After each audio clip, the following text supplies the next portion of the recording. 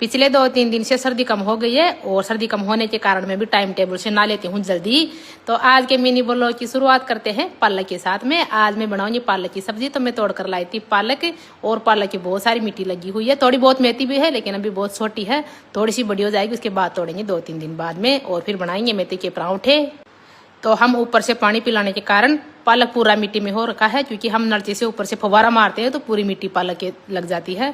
तो पहले तो इसको मैं अच्छे से धोऊंगी और फिर उबाल कर और फिर बनाऊंगी। इसको काट कर भी बना सकते हैं सब्जी, और काट कर बनाते हैं तो और ज़्यादा स्वाद लगती है, लेकिन मैं उबाल कर बनाऊंगी क्योंकि काटने से थोड़ा सा बड़ा बड़ा रह जाता है और फिर नखरे करते हैं खाने में शिवम सागर सब्जी में। इसलिए मैं उबाल कर इसको अच्छे से मैंने उबाल भी लिया है और कद्दूकस भी कर लिया है, और छाछ बनाने की रही से मैंने इसको मेल्ट कर लिया है, मिला लिया है सारे को।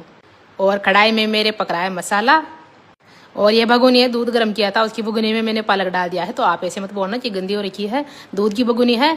तो मैंने सोचा थोड़ा सा स्वाद और बढ़ जाएगा, क्योंकि मलाई डालते हैं ना पालक की सब्जी में तो और भी ज़्यादा स्वाद लगती है सब्जी।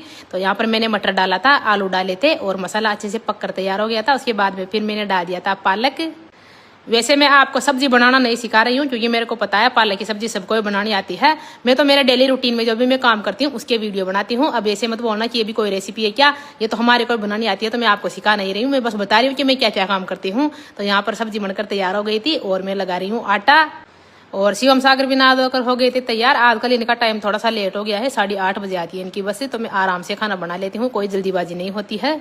और पालक की सब्जी भी मैंने बिल्कुल सूखी सूखी नहीं बनाई है, थोड़ी सी जोड़ वाली बनाई है, क्योंकि जोड़ वाली में मक्का की रोटी भी खा सकते हैं। और मैं अभी तो गेहूं की बना रही हूँ, लेकिन शाम को बच जाएगी थोड़ी बहुत सब्जी, तो फिर शाम को मक्का की रोटी बना लेंगे और कुछ सब्जी चटनी वटनी बना लेंगे। और फिर यहाँ पर बनाने लग गई थी मैं परांठे, और सिर्फ 2 ही परांठे बनवाती हूँ मैं, क्योंकि एक एक लेकर जाते हैं शिवम सागर, इतने बड़े हो गए हैं लेकिन फिर भी एक एक परांठा लेकर जाते हैं। और कभी कभी तो इनको भी वापस ले आते हैं, खा के नहीं आते बच्चे, इनको भूख ही नहीं लगती स्कूल में। हमारे टाइम पे हम तो 2-2 3-3 रोटी खा लेते थे इनके जैसे थे तभी, और ये बहुत ही कम खाना खाते हैं आजकल के बच्चे। तो मैं बताऊँ, मैं तो स्कूल जाती थी तो बहुत ही खाना खाती थी, सुबह खाकर जाती थी, और टिफिन को भी टाइम से लंच से पहले ही खत्म कर देती थी मैं।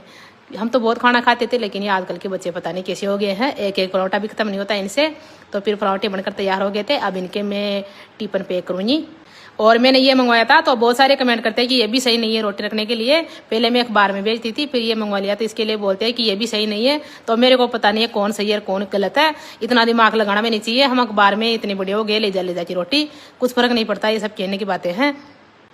अखबार में रोटी ले जा के लपेट के हम इतने बढ़िया हो गए, कोई बीमारी नहीं होती। अगर लंबी उम्र है ना भगवान की कृपा से तो कुछ भी नहीं होगा। और कर लो भगवान जी के दर्शन। सारे काम से फ्री हो गई हूँ मैं, नहा धो के तैयार हो गई हूँ। आपके पास भी